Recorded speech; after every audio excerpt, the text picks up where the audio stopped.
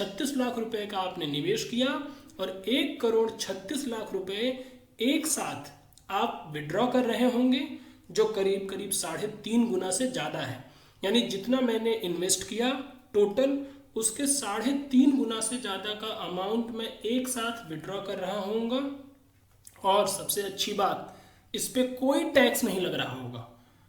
तो एकदम tax free amount 3.5 गुना compound होके मुझे मिल रहा होगा 36 लाख के इन्वेस्टमेंट पे 1,36,00,000 का, और हर महीने 10,000 रुपए की जमा की गई रकम पे हर महीने 60,000 रुपए की पेंशन।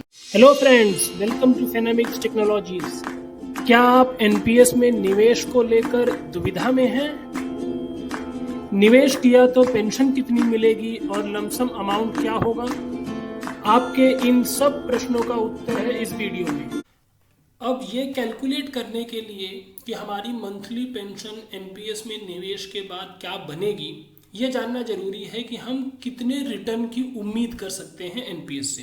तो ये आपके सामने स्क्रीन पे मैंने एनपीएस के इक्विटी सेगमेंट का सातों पेंशन फंड मैनेजर की अभी तक की क्या परफॉर्मेंस रही है वो यहाँ रखी है। अगर आप ध्यान से देखें तो एनपीएस में 7 pension fund manager SBI, LIC, UTI, ICICI, Kotak, HDFC और बिरला पेंशन फंड, ये सारे ज़्यादातर इसमें से 2009 से पेंशन फंड्स मैनेज कर रहे हैं एनपीएस का, और कुछ हैं जैसे एचडीएफसी ने 2013 में शुरुआत की, एलआईसी ने 2013 में और बिरला पेंशन फंड ने 2017 से।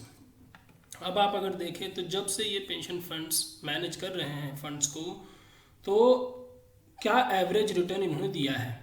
एसबीआई का करीब करीब 10%, 9.87, एलआईसी का करीब करीब 11.5%, यूटीआई ने भी करीब 11% से ज़्यादा दिया है, आईसीआईसीआई का भी रिटर्न 11% से ज़्यादा है, 10.5 पौने 11% का रिटर्न कोटक का है, और सबसे बेहतर परफॉर्मेंस अभी तक एचडीएफसी की रही है 13.7%, और बिरला पेंशन फंड्स ने भी करीब 10.73% का दिया है।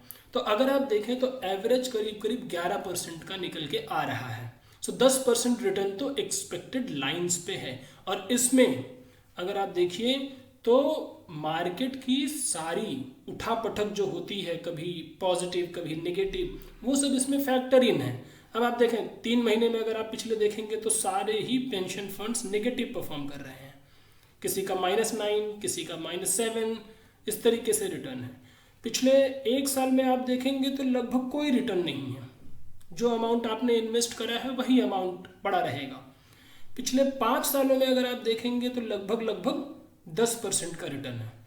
पिछले 10 साल में अगर आप देखेंगे तो 12% के आसपास का रिटर्न है। तो इससे हमें पता ये चलता है कि जब भी आप एनपीएस में निवेश कर रहे हैं, इसका मतलब यह है कि वो निवेश लंबी अवधि का है, और लंबी अवधि में मार्केट इन सब चीज़ों को फैक्टर इन कर लेता है। तो आपको 10% या उससे थोड़ा ज़्यादा का ही रिटर्न अभी तक एनपीएस से मिल रहा है। और एक अच्छी बात भी देखिए आप, ये जो एनपीएस का निवेश है अगर आप देखें तो इन सारी जिन बड़ी कंपनीज में इनका निवेश होता है, अगर आप इन्हें ध्यान से देखें तो Reliance industry, ICICI, Infosys, HDFC bank, SBI, तो ये अच्छी कंपनीज में ही निवेश करते हैं इक्विटी के मामले में।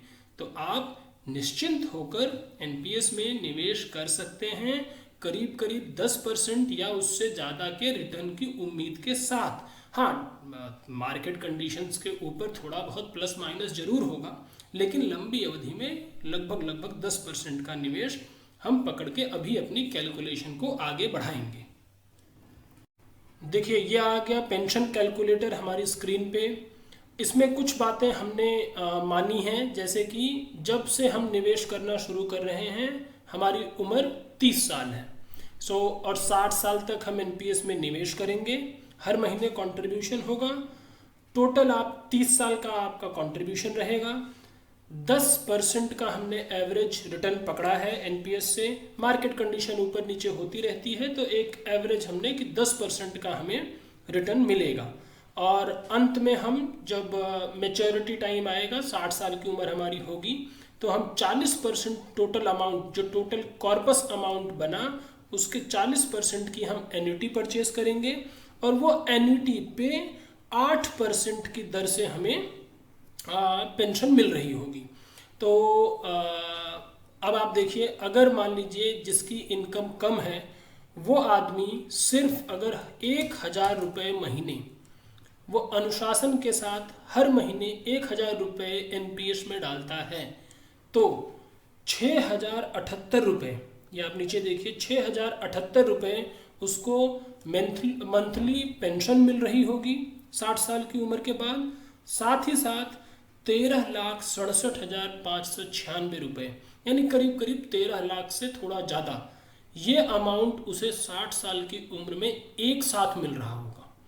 अब मान लीजिए कोई एक ऐसा व्यक्ति है जो थोड़ा ज़्यादा कंट्रीब्यूट कर सकता है और ये 1,000 की जगह वो अगर 5,000 रुपये हर महीने कंट्रीब्यूट करने लगे।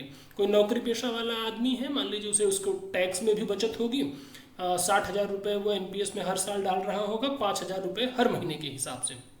अब आप देखिए 5,000 रुपये हर महीने का कंट्रीब्यूशन, 30,000 रुपये की आपकी पेंशन बनेगी 60 साल की उम्र के बाद और एक साथ आपको 68,37,976 रुपये मिल रहे होंगे, यानी करीब करीब 65 लाख से ज़्यादा, 65-70 लाख रुपए एक साथ लमसम अमाउंट, साथ में हर महीने जो आप 5,000 का निवेश कर रहे थे उसका 6 गुना यानी 30,000 रुपये हर महीने पेंशन।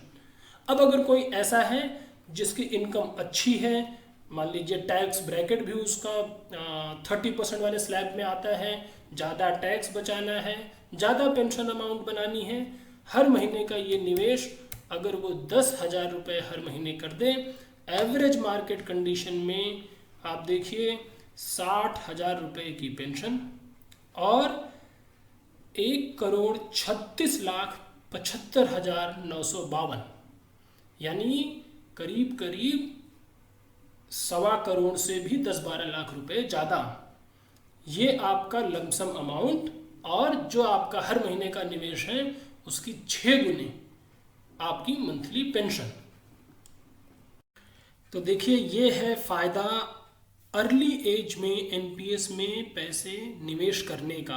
अब अगर आप ध्यान से देखें, आपने कुल 10,000 रुपये का मंथली निवेश किया है और 6 गुने यानी जितना भी आप महीने में इन्वेस्ट कर रहे हैं उसका 6 गुना आपकी पेंशन बन रही है। तो 10,000 के निवेश पे हर महीने आप 60,000 हर महीने की पेंशन ले रहे होंगे 60 साल की उम्र के बाद। साथ ही साथ टोटल इन्वेस्टमेंट जो आपने इन 30 सालों में किया होगा वो होगा 36 लाख रुपए का। 36 लाख रुपए आपने कुल इन्वेस्ट किए हैं और जब आपका ये मैच्योरिटी पीरियड आएगा 60 साल की उम्र में तो आप 1,36,00,000 यानी 36 लाख रुपए का आपने निवेश किया और 1,36,00,000 रुपए एक साथ आप विड्रॉ कर रहे होंगे जो करीब करीब 3.5 गुना से ज़्यादा है। यानी जितना मैंने इन्वेस्ट किया टोटल उसके 3.5 गुना से ज़्यादा का अमाउंट मैं एक साथ विड्रॉ कर रहा होऊंगा। और सबसे अच्छी बात, इस पे कोई टैक्स नहीं लग रहा होगा, तो एकदम टैक्स फ्री अमाउंट 3.5 गुना कंपाउंड होके मुझे मिल रहा होगा 36 लाख के इन्वेस्टमेंट पे 1,36,00,000 का और हर महीने 10,000 रुपये की जमा की गई रकम पे हर महीने 60,000 रुपये की पेंशन। तो है ना ये फ़ायदे की बात, इस पे विचार जरूर करिए और एनपीएस में निवेश करना शुरू करिए। ये है मेरी अपनी राय, आप अपने हिसाब से निर्णय लें।